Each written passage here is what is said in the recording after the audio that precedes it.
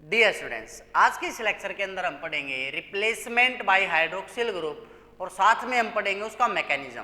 जैसा कि पिछले लेक्चर के अंदर मैंने आपको मैकेनिज्म बताया था डी अमीनेशन का, और उसके लिए मैंने आपको एक क्वेश्चन दिया था लास्ट में, जो हमारा टोल्यूडाइन से बनाना था हमें प्रोडक्ट। किसी भी स्टूडेंट का कोई कमेंट नहीं आया है। अगर आपने ऐसा ही करना है तो आप बता दीजिए, हम आगे लेक्चर्स अपलोड नहीं करेंगे। अगर आपको डेली पढ़ना ही नहीं है तो फिर हम क्यों डेली की जो है आपके लिए इतनी मेहनत कर रहे हैं और क्यों आपके लिए वीडियो बना रहे हैं। तो कमेंट करके आप ज़रूर बताया करो कि आपको वीडियो से कोई बेनिफिट मिल रहा है, नहीं मिल रहा, और कौन सा पॉइंट ऐसा है जो आपको समझ में आया, नहीं आया। आज हम बात करेंगे रिप्लेसमेंट बाय हाइड्रोक्सिल ग्रुप। अगर बात की जाए रिप्लेसमेंट बाय हाइड्रोक्सिल ग्रुप की, तो अंडर नॉर्मल कंडीशन जो बेंजीन डाइजोनियम साल्ट है उसके जो ग्रुप है उसको हम हाइड्रोक्सिल ग्रुप के द्वारा रिप्लेस नहीं कर सकते हैं।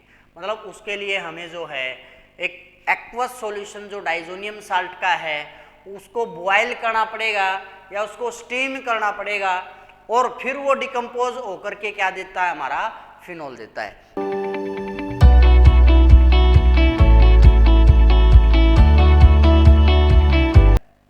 दूसरी बात, जिस भी प्रकार का आप डाइजोनियम साल्ट लेते हैं उसी प्रकार का जो है आपको फिनोल आपको प्राप्त हो जाता है। मान लिया NO2 अगर किसी के साथ अटैच है, NO2 अगर आपने ऑर्थो पे जोड़ा है तो ऑर्थो नाइट्रोफिनोल बन जाएगा, मेटा पे है तो मेटा नाइट्रोफिनोल बन जाएगा, पैरा पे है तो पैरा नाइट्रोफिनोल बन जाएगा। तो इस प्रकार से हम साथ में इसका मैकेनिज्म भी पढ़ेंगे। क्या लिखेंगे हम इसके अंदर है, when aqueous solution of diazonium salt is boiled. याद रखेंगे यहाँ पे बॉइल्ड लिखा है, या फिर और स्टीम डिस्टिल्ड, क्योंकि नॉर्मल कंडीशन मैंने आपको बताया भाई हम जो है डाइजोनियम साल्ट को हाइड्रोक्सिल ग्रुप के द्वारा रिप्लेस नहीं कर पाएंगे। Steam distilled it decompose to yield phenol, ये टूट करके क्या देता है अभी हमें, फिनोल देता है। ठीक है, या फिर मैं लिख सकता हूँ कोरोस्पोंडिंग फिनोल। कैसी होगी रिएक्शन भी हमारी, basically ArN2 positive X negative है, इसके अंदर हम स्टीम बॉइल्ड करेंगे। यहाँ पर मैं लिख सकता हूँ भाई एक प्रकार से गैसियस फेज, मतलब हमने इसको बॉयल किया, प्रेजेंस होगी हमारी इसके अंदर वही हमारा जो टेम्परेचर कंडीशन मैंने आपको पहले बता रखी है 0 से 5 डिग्री सेल्सियस की।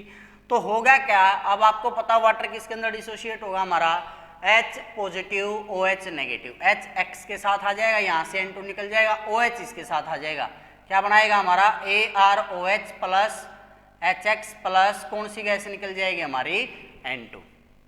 अब कई बार ये भी पूछ लिया जाता है कि जब हम रिप्लेसमेंट बाय हाइड्रोक्सिल ग्रुप करते हैं तो कौन से मैकेनिज्म को वो फॉलो करती है। तो यहाँ पे क्या लिखेंगे, reaction occur bye SN1 mechanism. क्या होता है SN1, substitution nucleophilic unimolecular, substitution nucleophilic unimolecular mechanism. क्या होता है इसके अंदर है, which involve formation of aryl cation. Aryl cation को मैं कैसे लिख दूंगा, Ar पॉजिटिव फॉर्म्ड इंटरमीडिएटली। ये जो इसकी फॉर्मेशन होगी, इंटरमीडिएट जो प्रोडक्ट बनेगा हमारा वो क्या बनेगा, एराइल कैटायन। अब बेसिकली SN1 के अंदर फर्स्ट स्टेप में हमारा क्या बनता है, जैसे कि SN1 में हमारा क्या होता है भाई, यूनिमोलिकुलर होती है जो रिएक्शन, लेकिन ये 2 स्टेप पे डिपेंडेंट होती है। फर्स्ट स्टेप में हमारा फॉर्मेशन ऑफ कार्बोकैटायन होता है, और सेकंड स्टेप में जो है फॉर्मेशन ऑफ न्यूक्लियाई होता है, सॉरी अटैक ऑफ न्यूक्लियाई होता है। तो अगर हम बात करें फर्स्ट स्टेप की, फर्स्ट स्टेप के अंदर क्या हमारा, बेंजीन के साथ में डाइएजो ग्रुप को लिख लेता हूँ, N triple bond N positive. इसके अंदर क्या डाला भी हमने, या फिर इसके अंदर पहले स्टेप में मैंने क्या बताया, कार्बोकैटायन बनता है एक प्रकार से, यहाँ से किस कौन निकलेगा, N2। तो क्या बना था भाई हमारा, यहाँ पे एराइल कैटायन बना था। तो यहाँ से जो ग्रुप निकलेगा इसको मैं ऐसे ही दिखा लेता हूँ। तो यहाँ पर जो है कौन सा चार्ज आएगा, इस कार्बन के ऊपर है पॉजिटिव चार्ज आ जाएगा, प्लस में क्या निकल जाएगा हमारा, कौन सी गैस निकल जाएगी, N2। अब इसके बाद देखेंगे हम हमारा सेकंड स्टेप। अब फर्स्ट स्टेप के अंदर क्या बना हमारा, एराइल कैटायन बना है, एराइल कैटायन के ऊपर अब कौन अटैक करेगा, वाटर मॉलिक्यूल अटैक करेगा, होगा क्या, एराइल कैटायन हमारा इसके ऊपर पॉजिटिव चार्ज वाटर मॉलिक्यूल। अब इस कार्बन को यहाँ पे लोन पेयर की जरूरत है, 2 इलेक्ट्रॉन की जरूरत है, वो यहाँ से ये इसके ऊपर अटैक करेगा, क्या बनाएगा, इसके साथ में बेंजीन रिंग होगी हमारी, इसके साथ OH2 एक लोन पेयर बच गया पॉजिटिव। मैंने पहले भी बताया ऑक्सीजन अपने ऊपर कभी भी क्या नहीं रखना चाहेगा, पॉजिटिव चार्ज। इसको मैं ऐसे भी बना लेता हूं ताकि आपको मैकेनिज्म में इसका समझा सकूं।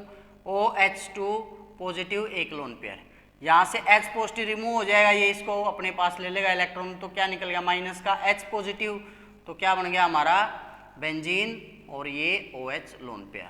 तो इस प्रकार से हमारी किसकी फॉर्मेशन हो जाती है, फिनोल। तो फिनोल की फॉर्मेशन के अंदर हमारे 2 स्टेप होते हैं। फर्स्ट स्टेप क्या होता है, स्लो। अब यहाँ पर मैंने लिखा था सब्स्टिट्यूशन न्यूक्लियोफिलिक, यानी कि जो इसकी रेट ऑफ रिएक्शन है, या फिर मैं अगर बात करूँ इसकी केमिकल काइनेटिक्स की, ठीक है, केमिकल काइनेटिक्स की, या इसको और क्या बोल दिया जाता है, काइनेटिक्स ऑफ रिएक्शन, क्या बोल दिया जाता है इसका, काइनेटिक्स ऑफ ए रिएक्शन। तो जब हम काइनेटिक्स ऑफ रिएक्शन पढ़ते हैं, ये स्टेप हमारा फास्ट होता है, फर्स्ट स्टेप हमारा स्लो होता है।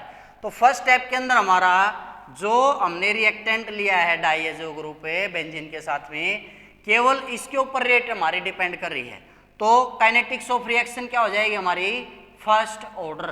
तो इसको मैं क्या लिखता हूँ भाई, इसकी रेट को रेट बराबर है K, और यहाँ पे क्या आ जाएगा C6H5N2 पॉजिटिव। तो इस प्रकार से आप क्या लिख सकते हो, इसकी रेट को लिख सकते हो। अब कई बार क्वेश्चन आ जाता है कि सर आप बताइए स्लो पे ही क्यों डिपेंड करती है रिएक्शन, फास्ट के ऊपर डिपेंड क्यों नहीं करती। इसका रीजन ये है भाई, क्योंकि फास्ट स्टेप तो बहुत जल्दी होगा, स्लो का मतलब क्या, जब तक यहाँ पर एराइल कैटायन की फॉर्मेशन नहीं होगी तब तक उसके ऊपर कौन अटैक नहीं कर पाएगा, वाटर मॉलिक्यूल। अब ऐसा तो है नहीं एराइल कैटायन बना नहीं, H2 डायरेक्ट इसके ऊपर अटैक कर देगा, जब तक एराइल कैटायन नहीं बनेगा तब तक ये अटैक करेगा नहीं, और ये अटैक कब तक नहीं करेगा, जब तक स्लोएस्ट स्टेप से एराइल कैटायन बन के नहीं आएगा। तो इसलिए जो है इसके अंदर फर्स्ट स्टेप जो हमारा स्लो है, और इसलिए क्या हो जाता है हमारा रेट डिटरमाइनिंग स्टेप जो है इस रिएक्शन के अंदर हो जाता है। क्लियर है। इसके बाद क्या पूछ ली जाती है इसकी कि आप सिंथेटिक एप्लीकेशंस बताइए कि जो रिएक्शन हम पढ़ रहे हैं इसकी सिंथेटिक एप्लीकेशन क्या है।